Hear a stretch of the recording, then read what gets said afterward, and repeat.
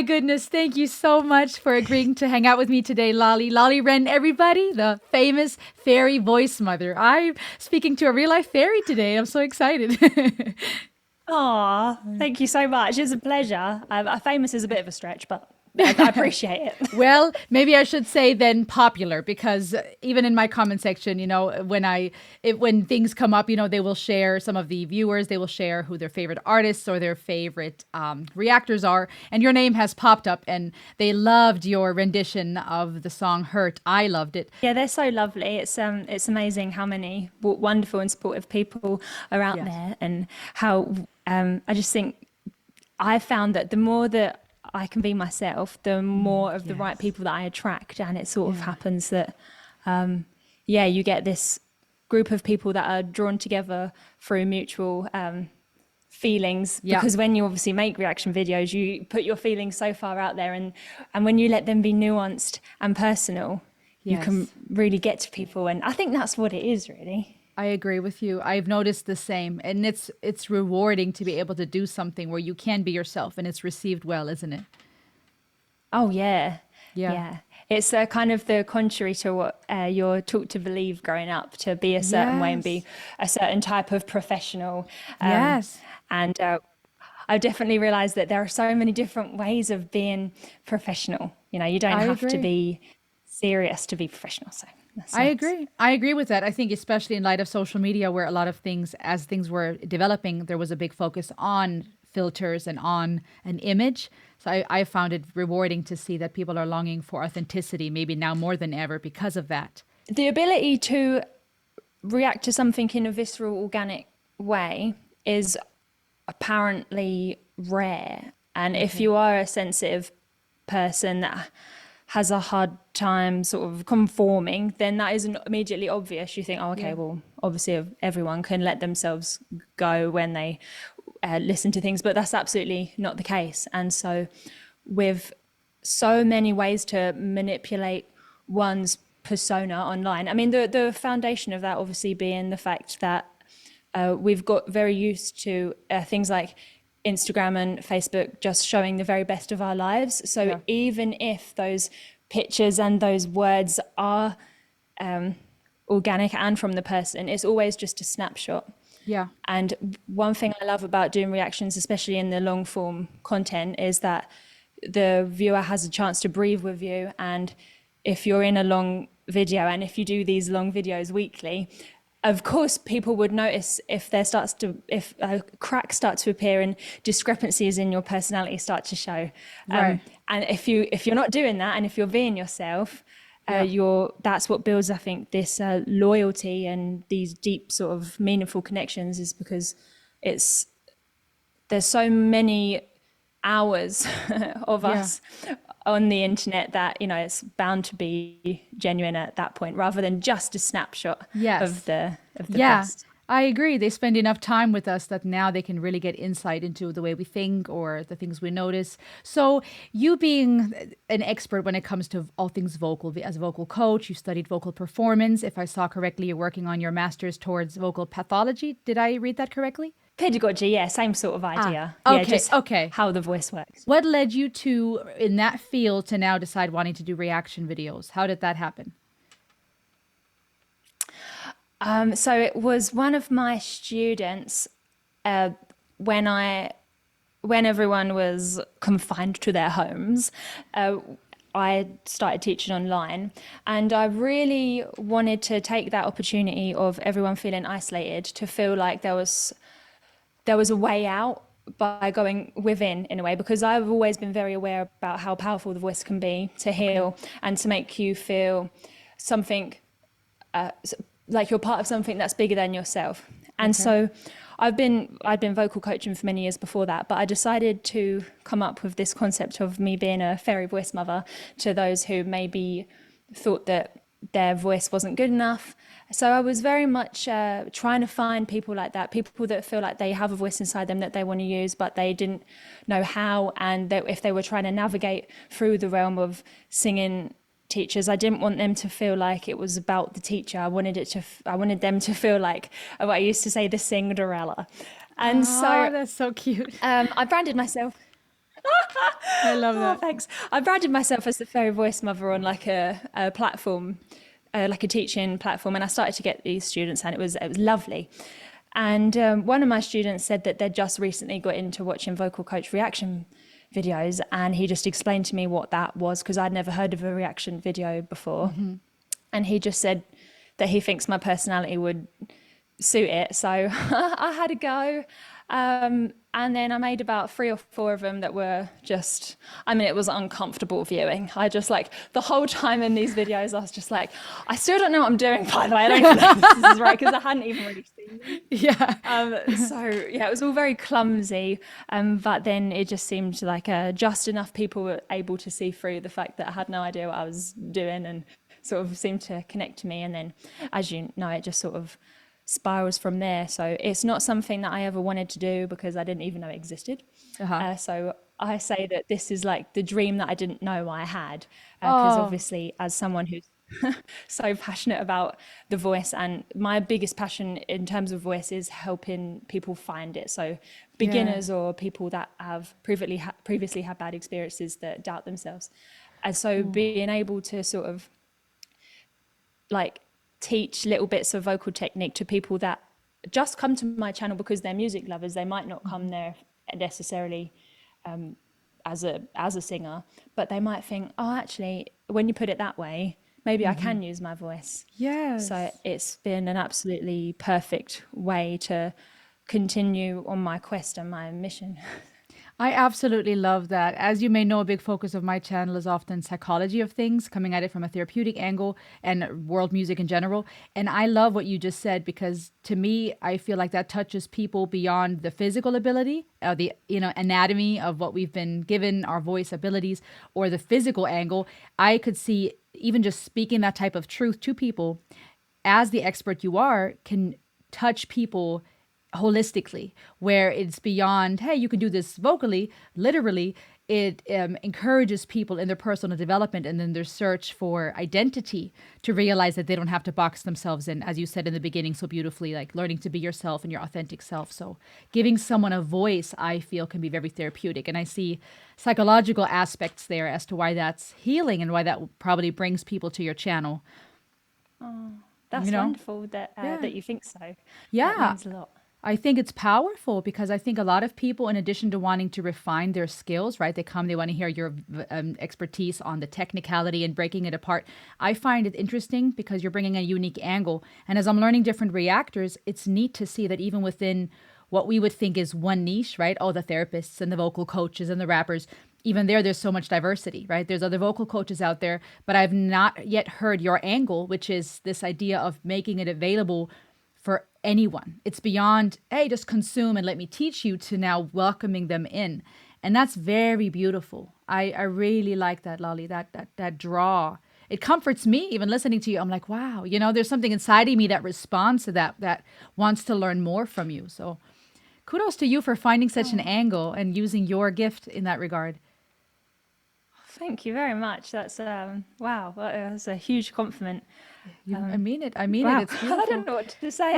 I'm No, I I'm love really it. I love it. Some of the I'm things that I've seen in your videos, you also tap into a lot of the emotional aspect. So I've noticed that the things I've seen, it's beyond just here, this is what's happening. This is what this artist is doing.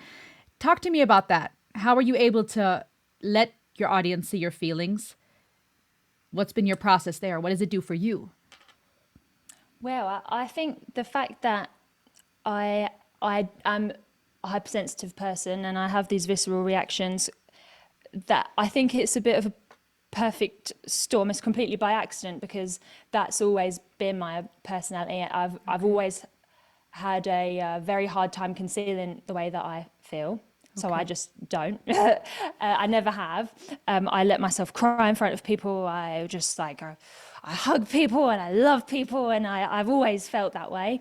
And it just so happens that like my biggest passion in life is the voice.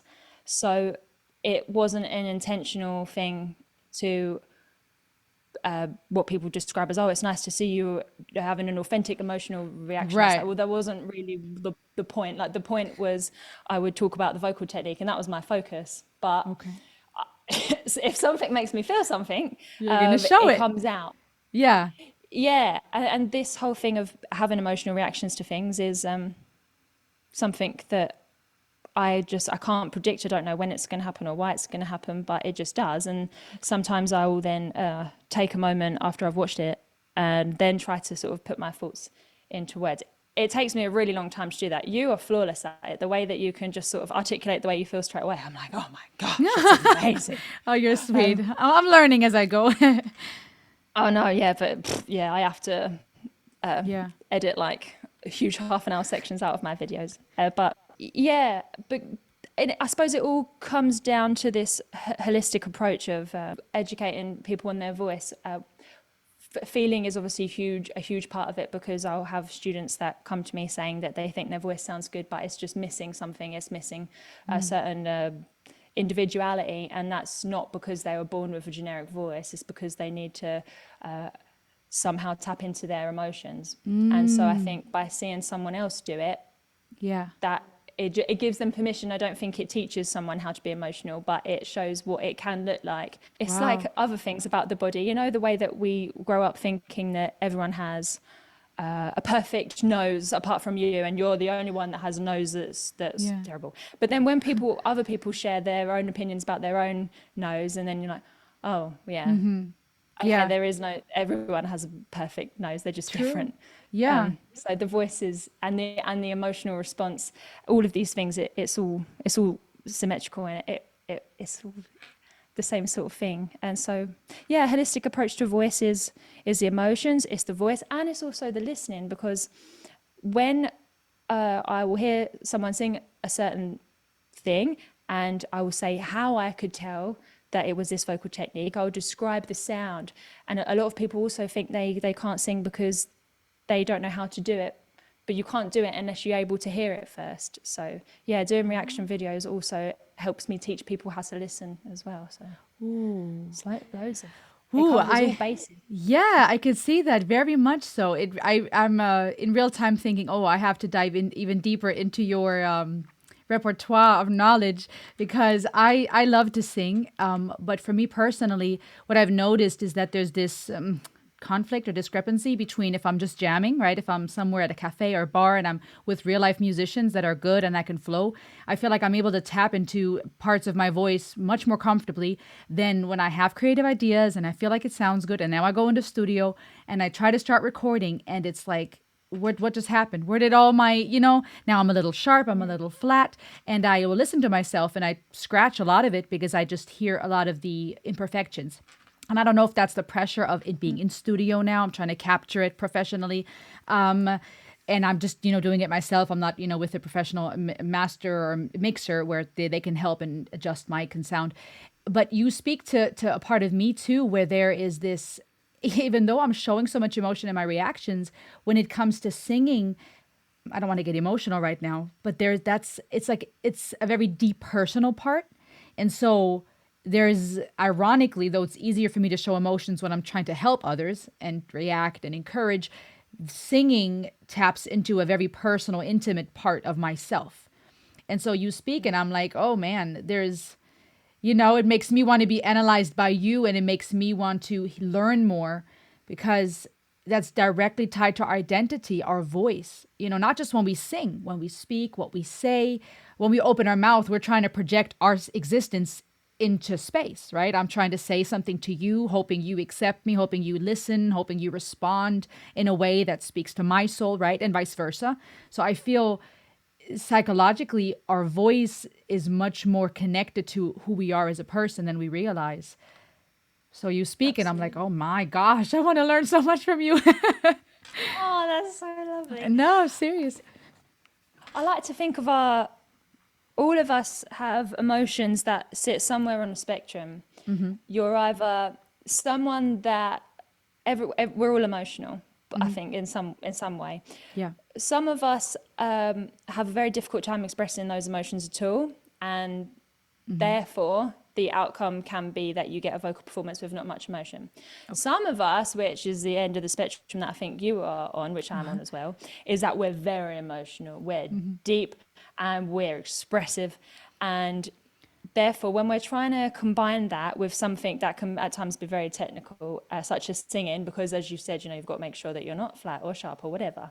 So what happens is we don't know how to fit this absolutely humongous supernova of emotions into a technical package. There's a mismatch. So we get the same result as the person that can't really express their emotions very well at all. A vocal performance with not too much emotions in it because it's too intimidating. So whatever end of that spectrum you're on, it's either learning how to be able to focus, feel the emotions, let them carry you, but don't let them overwhelm you, or drill a little bit deeper and pull some out and then carry them with you. Wow, that's very good advice. That's beautiful. How do you feel when you're reacting to different types of music and you're hearing different, what's the right word, different types of voices, since you are studying about the anatomy? How does that affect the listener? Say, your heavy metal voice and the rasp that we often find in heavy metal or in rock compared to your opera singer or compared to the R&B. Is there a different anatomy at play here, or why do these voices present themselves so differently, and how does it affect us as listeners? It's a wonderful question. Thank you. Yes to all of it. So Okay. the voice works in three parts. There's the breath, the vocal mechanism, and then the resonance. Okay. And so as a person equipped with a voice, you can choose to customize all of these different different techniques and all of these different parts and kind of mix and match depending on the kind of sound you want to carry. Okay. So there are a couple of main components that I would say that anatomically that completely transform the way that a vocal is perceived. The first thing is the way in which the vocal folds come together, whether they come together fully all the way or whether they have some kind of space between them. When the vocal folds are closed, you get that strong sound. So that produces like an opera sound, but it also produces like a belt sound, depending then on which shape it is. That will provide a lot of strength, right? So if the vocal folds are closed, we have a lot of strength. And similarly, if you want to separate your vocal folds, you have access to much more textures in that space. Like you can have a little bit of breathy tone, a little bit of constriction. You can bring in a little bit of fry, and we can use that happy birthday. We can use it like that, or we can use it like a metal kind of scream. That was horrible, but you know what I mean. No, that was cool. That sort of thing. So that's that part of it. And then you have the resonance component of it. So once you've produced that sound, how do you want to shape it? Do you want to open it very wide and have a big kind of whatever spectrum you're on, resonating space? Or do you want to kind of make it feel restrained? And you can do that in the realm of an more operatic sound, or of course you can do that as well in the metal context and add that to it. So by just combining all of these different elements, you can have the same elements work for you, but with different shapes. And I think the way that affects a listener is dependent on where that listener is at that time and what kind of beauty they want to indulge in, because the opera technique is called bel canto, which means beautiful voice. So that opera sound is designed to have the most beautiful, crystal clear, perfect bell-like vocal quality possible. And maybe that's what you want. You need the musical equivalent of a rose. You need something very aesthetically brilliant.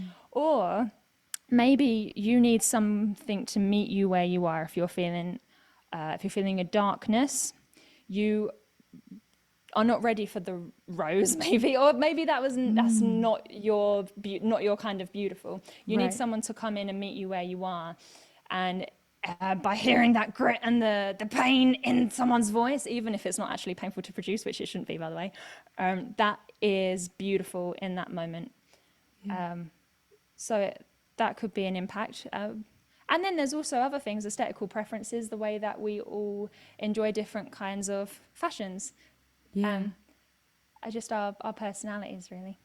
That is so beautiful. It's fascinating to me. It makes a lot of sense. Yeah, depending on where we are, perhaps sometimes also showing resistance towards things based on personal hurt, right? Or maybe if we're projecting and somebody has caused us some pain and we've been trying to remove ourselves from that person or heal from trauma, and now that sound reminds us of that and we're transferring and projecting. Psychologically, it's fascinating to me, but to be able to hear that technicality and those details is amazing how you do that and how you're able to produce that. I mean, wow, this is fascinating to me. Absolutely beautiful.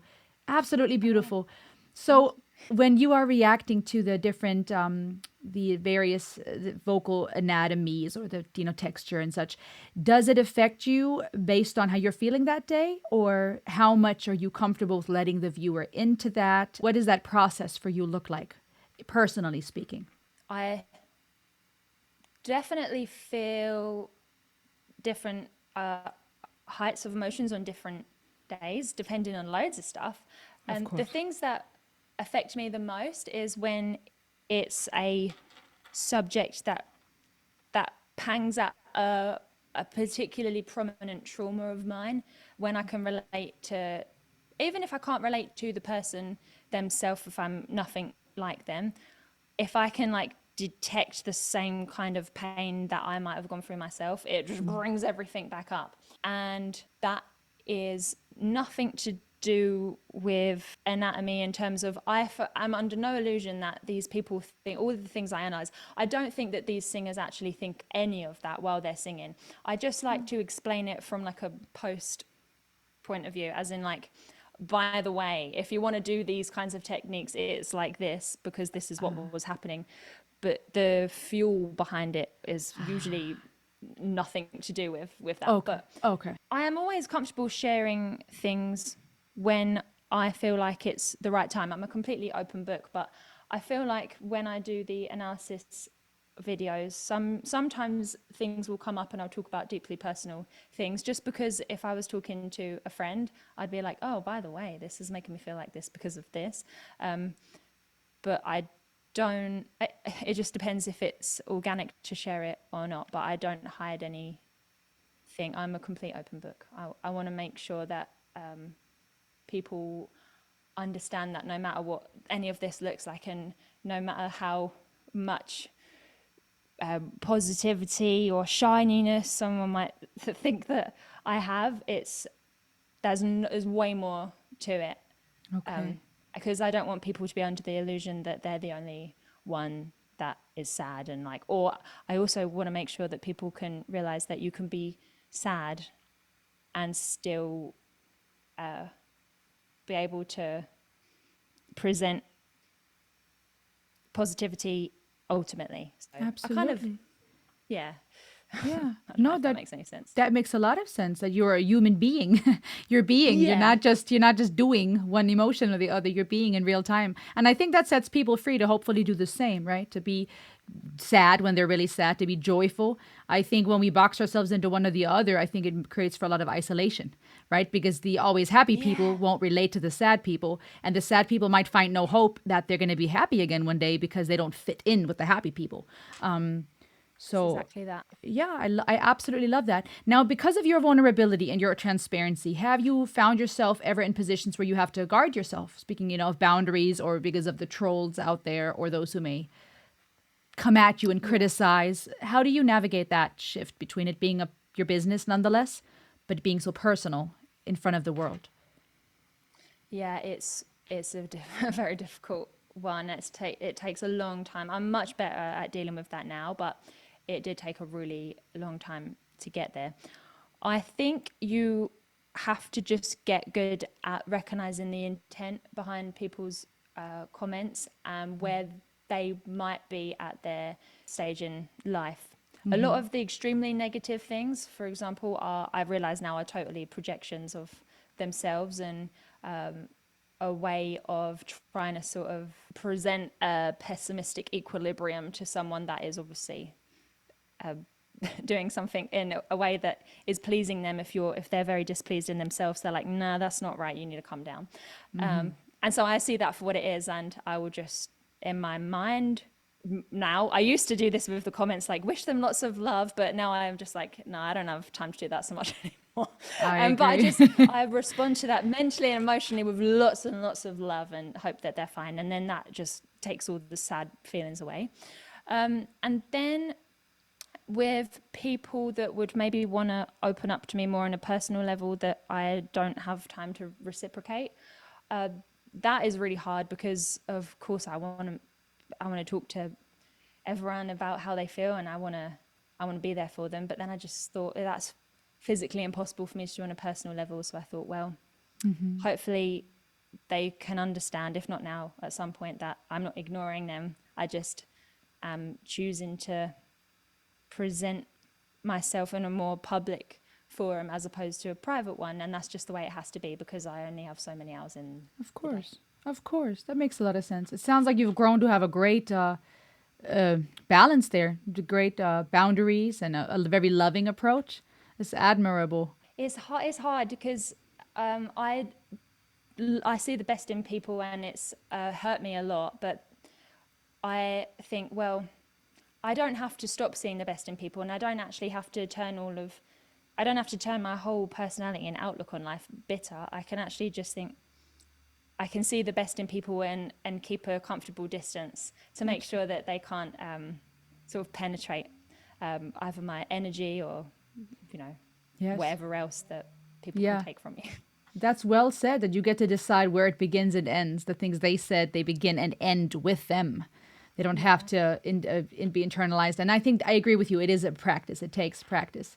So since we're speaking of, the trolls or the pathological parts of the work that you do, when it comes to the things we watch and listen, can that ever have, from your experience, a negative effect on the anatomy of our voice or maybe us as a whole? Regardless if it's music you're reacting to or just other things, could there ever be a possible correlation between the sounds we listen to, the things we perceive, and our voice, the anatomy of our own voice?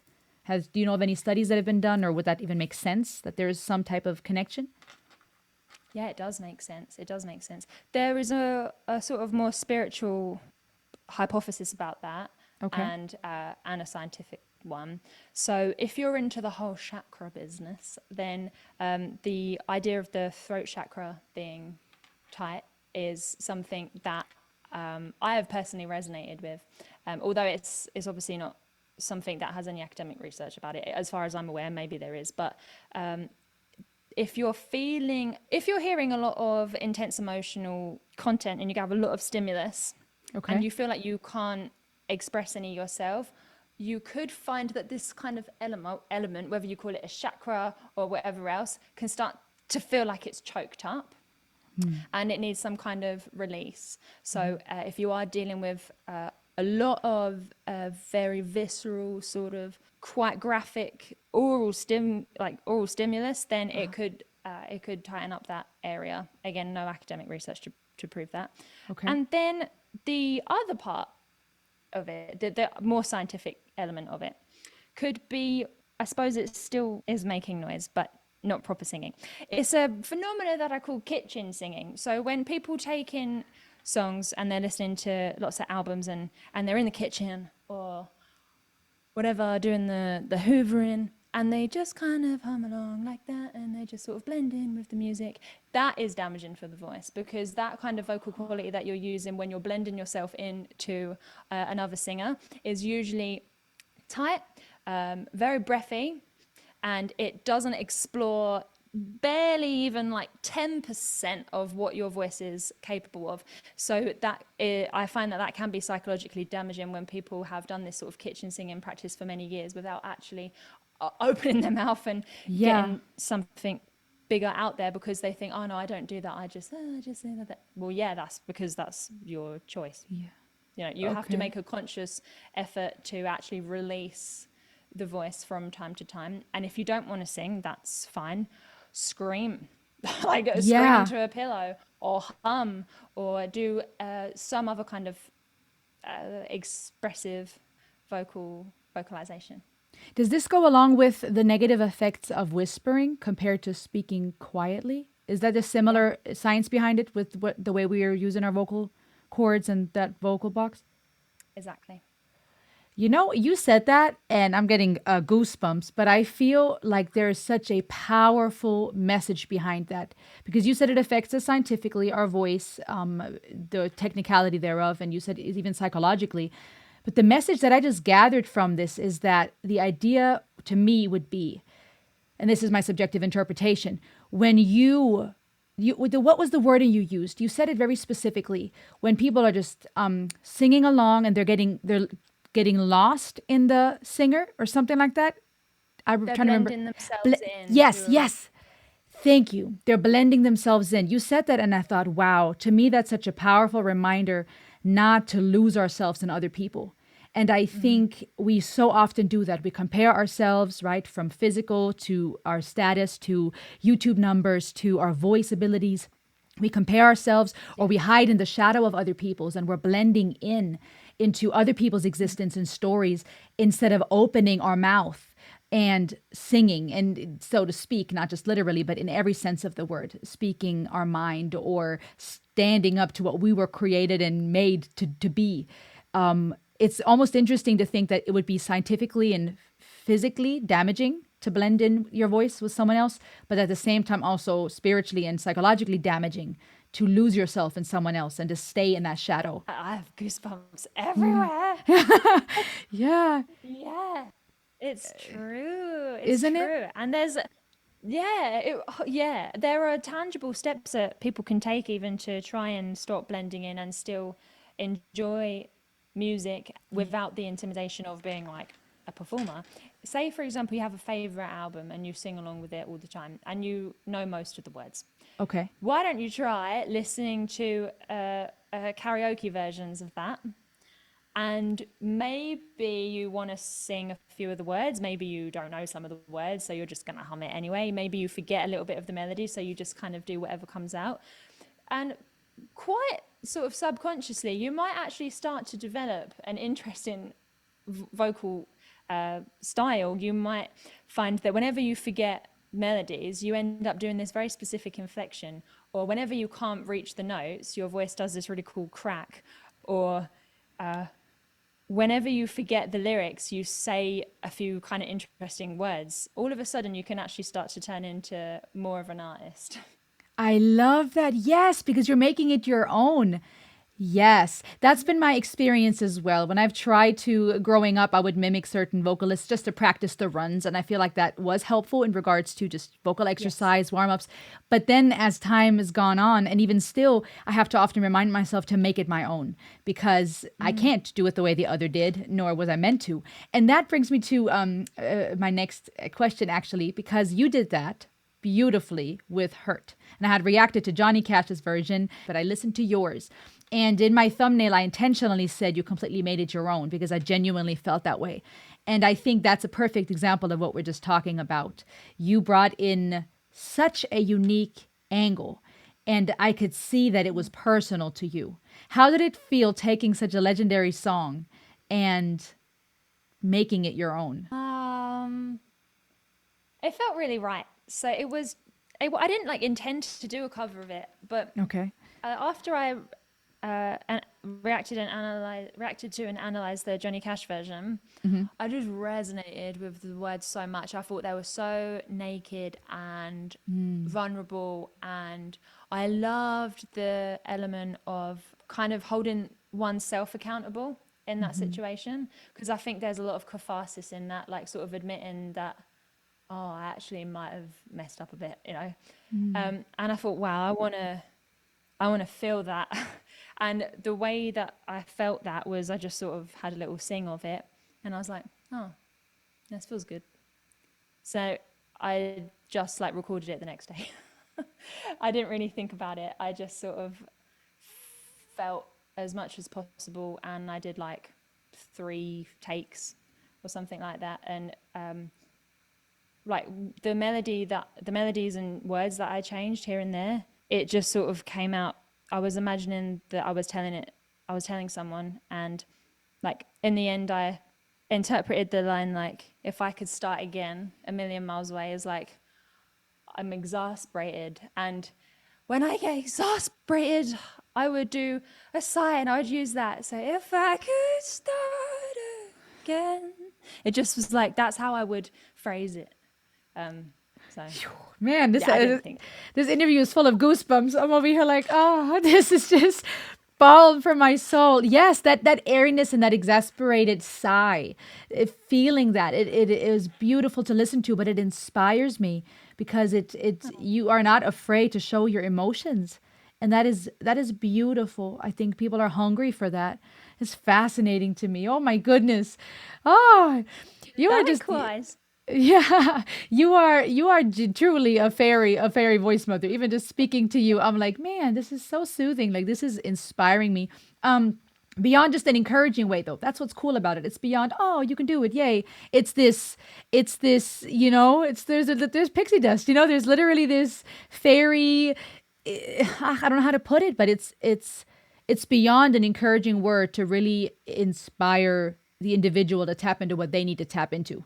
Because I think sometimes when we teach, it would be easy for the student, the listener, to go, okay, let me go copy that now. But I think you have a unique ability that you're inspiring the listener to go take it and make it their own. And I think there's a big distinction there between someone learning and then copying it and still being the shadow of their teacher versus being so empowered to become their own beautiful self, kind of like Cinderella.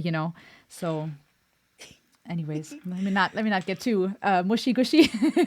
I mean, I've been judged a lot, and I know how it feels, and I know how useless it is. Like, from learning about vocal pedagogy, from witnessing other styles of teaching, to being on X Factor and being told to my face that, all these horrible things, like you dress like you don't dress well and all of these things. And I just thought, as much as I might know about singing, and as much as I can hit this note and this note and this note, that doesn't matter. And I want to make sure that people know that, which is why, like sometimes I get comments on my videos on my artist channel, like, oh, why are you holding back? Like, why don't you can sing better than this, you can hit higher notes and you can sing stronger. And it's like, that's the point. I don't want to here. So I don't force anything. And I used to, but anymore I don't, because that's the thing that I want to do most of all in this life, is just encourage people that beautiful things can happen and connections can happen when you just let go of what's expected of you. You don't have to pull all your cards out at once. You don't have to ever pull them out. You don't even have to have them in the first place. You just fly.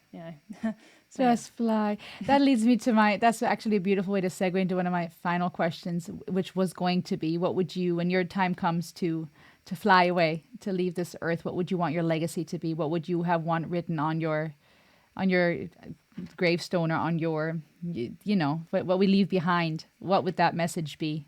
I haven't really thought about it. I don't I don't need to be known or recognized or praised or remembered, really. The most important thing to me is that I might be able to help someone recognize and praise themselves. And it might sound a bit cringe, but it's really how I feel. It's what leads me into everything that I've done in my life that's turned out to be successful and actually reap me rewards.